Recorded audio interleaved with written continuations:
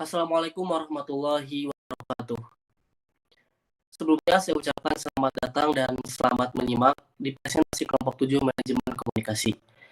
Yang saya hormati Bapak Muhyibudin Jaya Laksana, SMSI, selaku dosen pengampu mata kuliah manajemen komunikasi, dan yang saya banggakan juga teman-teman yang sedang menyimak video ini. Alhamdulillahirrahmanirrahim, wabihi nasta'in wa ala umuri dunya waddin. Wassalatu wassalamu ala asrofil anbiya'i wal mursalin wa ala alihi wa sahbihi ajmain amma ba'du. Pertama-tama marilah kita panjatkan puji syukur kepada Allah Subhanahu wa taala karena kita diberikan kesempatan untuk berpresentasi di malam kali ini. Salam semoga tetap Muhammad SAW kepada para keluarganya, sahabatnya dan semoga izinkan saya Rifki Muhammad Dijalullah sebagai moderator untuk mengatur jalan Tiara Nisa dan Nyai isikan waktu. Marilah kita buka presentasi kali ini dengan bacaan basmalah. Bismillahirrahmanirrahim. Langsung aja ke pemateri yang pertama, saudari Tiara Nisa, kepadanya saya.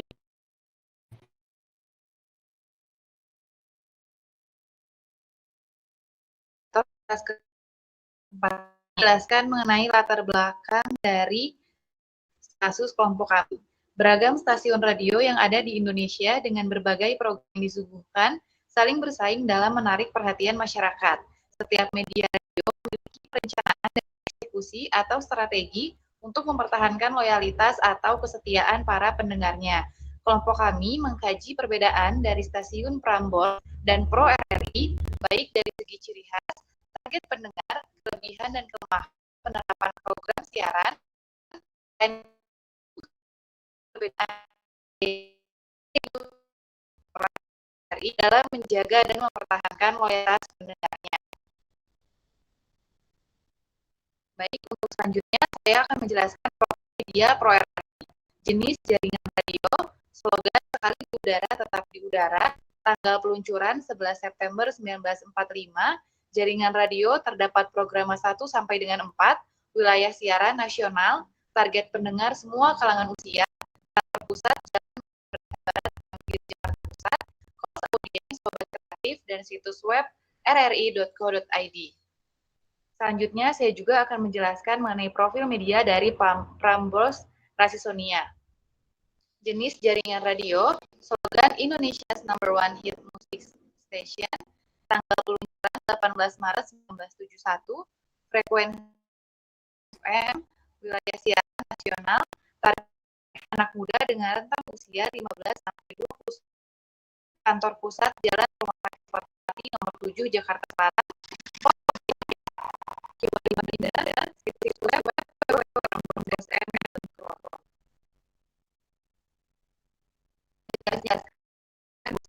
video tersebut. Yang pertama ciri khas RRI.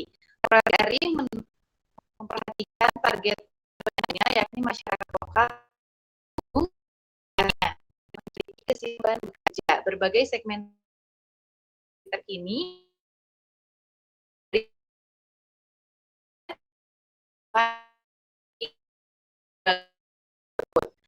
selanjutnya pecinta musik dan budaya lokal. Untuk RI memiliki segmen berupa putaran lagu-lagu populer, lagu-lagu daerah, dan segmentasi kaitan dengan promosi budaya lokal. Selanjutnya pelajar. Dengan target utama para pelajar, RI memberikan siaran mengenai wawasan yang bermanfaat untuk mendukung proses pembelajaran para pelajar. Selanjutnya, saya juga akan menjelaskan ciri khas dari Prambors Rasisonia. Radio Prambors dengan target pendengar anak muda 15 sampai 29 tahun, baik laki-laki maupun perempuan yang bersifat dinamis, open-minded, kreatif sebagai tujuan utama program siarannya, disertai dengan gaya hidup anak muda yang aktif. Selain program siaran yang setiap harinya diputar, Radio Prambors juga mengadakan acara di luar program siaran, yakni On School atau Prize 2023, yang berisi berbagai informasi yang erat kaitannya dengan pelajar, khususnya anak SMA, seperti informasi berbagai kegiatan ekstrakurikuler, dapat dan juga informasi secara gratis. Dan itu dapat pula acara Course Enak-Enak Ramadan Special The Series, yakni program khusus saat bulan Ramadan ataupun bidang yang lain selagi menunggu waktu buka puasa. Mungkin sekian yang saya sampaikan. Saya kembalikan lagi kepada moderator. Pada Tiara Nisa Juliansa yang sudah memaparkan materi. Untuk materi yang kedua, saya persilahkan kepada Saudari Yayu Apnan. Kepadanya disilahkan. Baik, terima kasih kepada moderator. Di sini saya akan melanjutkan materi mengenai struktur organisasi yang terdiri dari Radio Prambors Jakarta dan juga dari Pro RRI.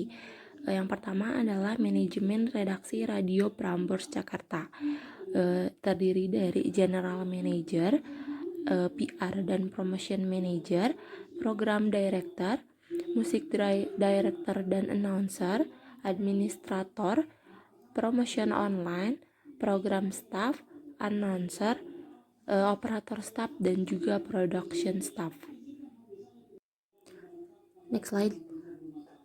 Nah, untuk selanjutnya yaitu struktur organisasi dari Pro RRI yang terdiri dari Kepala Stasiun, Kepala Bagian Tata Usaha, Kepala Subbag dan SDM, Kepala Subbag Keuangan, Kepala Subbag Umum, Kabid Program Siaran, terdiri dari Kasih Perencanaan dan Evaluasi Program, Kasih Program 1, Kasih Program 4, Kabid Pemberitaan, Kasih Liputan, Berita dan Dokumentasi, Kasih Olahraga, Kasih Pengembangan Berita, lalu Kabid Teknologi dan Media Baru, Kasih Teknologi Studio dan juga media baru, Kasih Sarana Prasarana Penyiaran.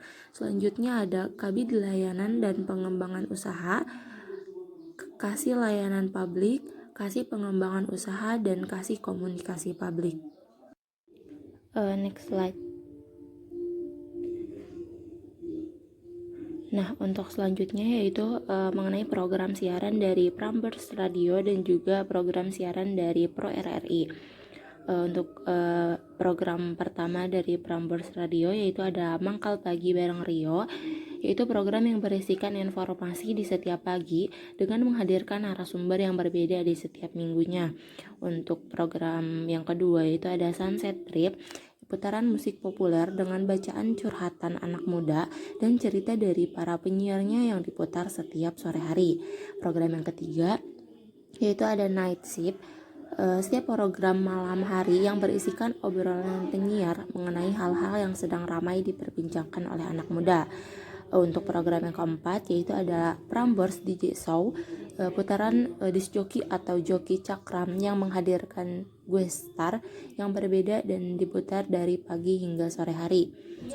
Untuk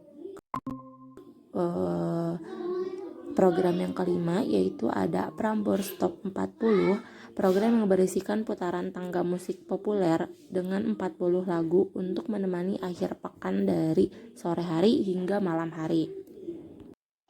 Untuk selanjutnya yaitu program siaran dari Pro RRI. Yang pertama adalah Religi Pagi, yang program yang berisikan dakwah untuk mengajak umat Islam untuk tetap berada di jalan Allah Subhanahu wa taala yang diputar saat pagi hari. Untuk program yang kedua ada News Magazine, program yang berisikan obrolan penyiar mengenai isu yang tengah hangat diputar setiap pagi hari. Untuk program yang ketiga yaitu ada Res Program, meliputi hiburan dan informasi yang dikemas melalui pantun dan games menarik setiap pagi hingga sore hari. Untuk program yang keempat yaitu ada Ngobrol Sore, putaran request lagu dari para pendengar dan diselingi dengan info musik hit setiap sore hingga malam hari. Untuk program yang kelima yaitu ada Kiprah Desa. Kiprah Desa ini meliputi pemutaran lagu-lagu daerah dan menghadirkan narasumber seperti dokter, psikolog, dan penggiat anti narkoba agar masyarakat selalu menjaga kesehatannya yang diputar saat malam hari. Oke, next slide.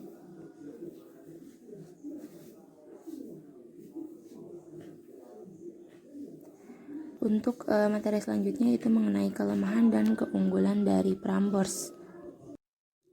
Yang pertama yaitu keunggulan.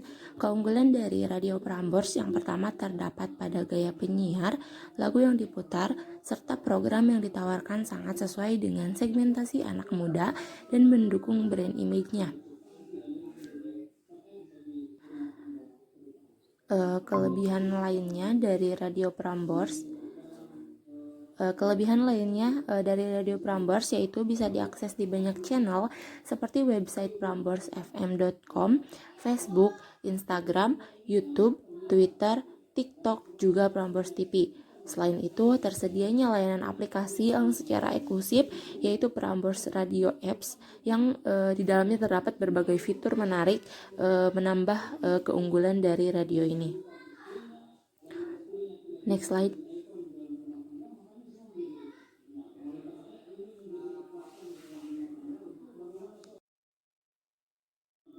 Nah, untuk selanjutnya yaitu kelemahan dari radio Prambors.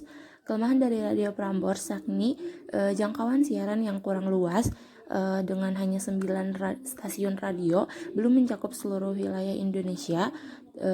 Lalu beragam segmentasi yang hanya difokuskan untuk anak muda menjadikan tidak diminati oleh berbagai kalangan usia lainnya seperti anak-anak atau lansia, sehingga jumlah pendengar dan minat kepada radio Prambors hanya anak muda saja.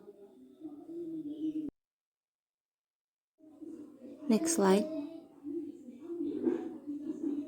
Selanjutnya yaitu mengenai kelemahan dan keunggulan dari Radio Pro RRI. Untuk keunggulannya, pertama, Pro RRI yang sudah tumbuh sejak masa kemerdekaan Indonesia tidak dapat melepaskan perannya sebagai radio perjuangan untuk mengobarkan semangat bangsa. Karena sejak zaman perjuangan kemerdekaan Indonesia, Pro RRI sudah berfungsi sebagai alat komunikasi utama masyarakat Indonesia. Yang kedua, segmentasi beritanya yang faktual dan aktual didukung oleh narasumber yang turut hadir saat proses siaran sehingga dapat didengar secara apa adanya langsung oleh para pendengar tanpa adanya proses editing. Yang ketiga yaitu jarang ditemukan suara iklan. Next slide. Untuk keunggulan yang keempat ialah Pro RRI memiliki ciri khas yang masih berjalan hingga sekarang, yakni tetap setia memberikan informasi mengenai harga terbaru sayur mayur dan kebutuhan pokok rumah tangga. Yang kelima, tetap setia menghadirkan dan mempromosikan budaya lokal guna melestarikan budaya Indonesia kepada setiap generasi. Untuk keunggulan yang keenam yaitu dengan adanya sebutan pro dalam segmentasinya yang disesuaikan dengan target utama pendengar menjadi keunggulan sendiri di mana berbagai segmentasi tersebut terfokuskan pada suatu kalangan tertentu. Next slide. Untuk selanjutnya itu kelemahan dari Pro RRI. Kelemahan pada stasiun radio Pro RRI yakni jangkauan siaran dan segmentasi acara yang hanya dikhususkan di wilayah Bandung dan sekitarnya saja. Oke, next slide. Mungkin hanya itu yang dapat saya sampaikan. Selebihnya saya kembalikan lagi kepada moderator. Baik, terima kasih kepada Saudari Ayu yang sudah memaparkan materinya. Untuk materi yang terakhir mengenai strategi manajemen akan dipaparkan oleh saya sendiri. Yang pertama itu strategi manajemen radio itu dari penelitian. Melakukan penelitian dan riset terhadap oleh para Radio Prambors memiliki research and development yang mendukung riset. Prosesnya, Radio Prambors memanfaatkan media sosial sebagai wadah untuk melakukan survei mengenai apa yang digemari oleh para pendengar. Yang kedua itu ada perencanaan dan pemrograman. Salah satu proses perencanaan dalam pembuatan event dan program yang dilakukan oleh radio yaitu dengan melakukan diskusi, sehingga program dan kegiatan akan terrencana dan terkoordinasi dengan baik. Yang ketiga itu ada aksi dan komunikasi. Publication Radio Prambors akan membuat publikasi menjalin kerjasama dengan media partner untuk menyebarluaskan informasi kepada pendengar mengenai program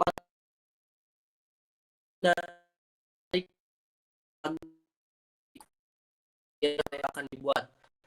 Yang keempat yaitu evaluasi.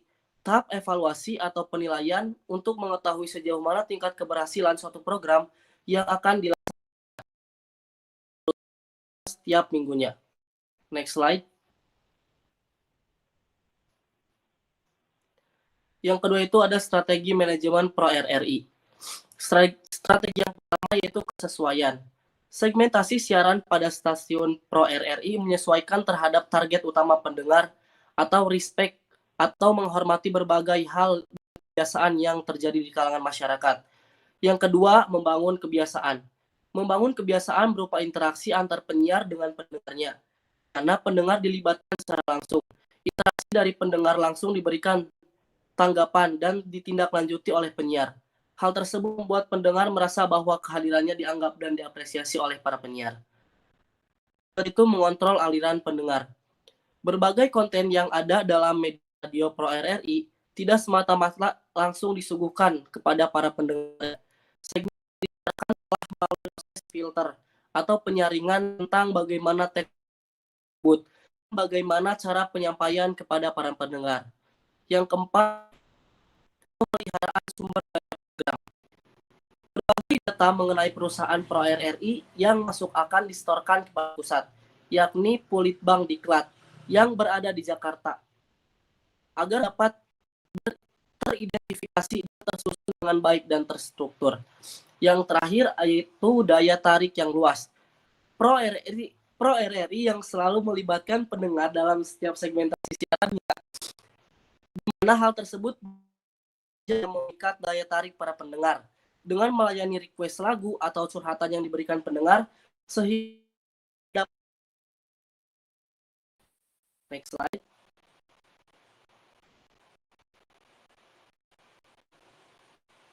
Nah, terima kasih. Alhamdulillah pemaparan materi sudah selesai. Apabila teman ada pertanyaan ataupun sanggahan, silakan menyantumkan nama dan NIM-nya di kolom komentar. Terima kasih atas perhatiannya dan mohon maaf apabila kami ada kesalahan atau salah penyampaian dalam pemaparan materi kali ini. Wassalamualaikum warahmatullahi wabarakatuh.